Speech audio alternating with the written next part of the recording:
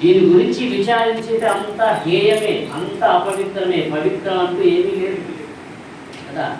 మలమూత్ర సంమిశ్రమ అంశ రుధిర శల్యమాత్రమైనట్టి మాయ బొమ్మ కలివిలేములలోన కష్ట సౌఖ్యములందు మమత పుట్టించు ఈ మట్టి బొమ్మ.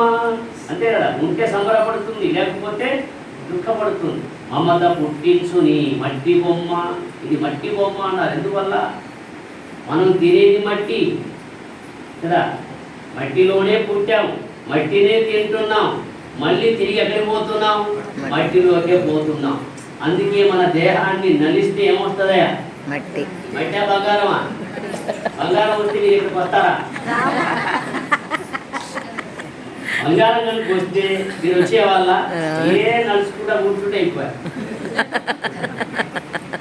ఎందుకు మట్టి వస్తుందంటే ఇది మట్టినే తింటుంది, మట్టితోనే పెరుగుతుంది, మట్టి నుంచి వచ్చింది. ఒక చోట భార్యాభర్తలతో కూడా చిన్నపిల్లలు కూడా వచ్చి కూర్చుంటారు సత్సంగంలో. ఆ విధంగా ఒక చోట చిన్నపిల్లలు భార్యాభర్తలు ఎప్పుడు వాళ్ళ వెంట తీసుకొని వచ్చి కూర్చుని 10 సంవత్సరాల అమ్మాయి, ఒక 5-6 సంవత్సరాలు అబ్బాయి.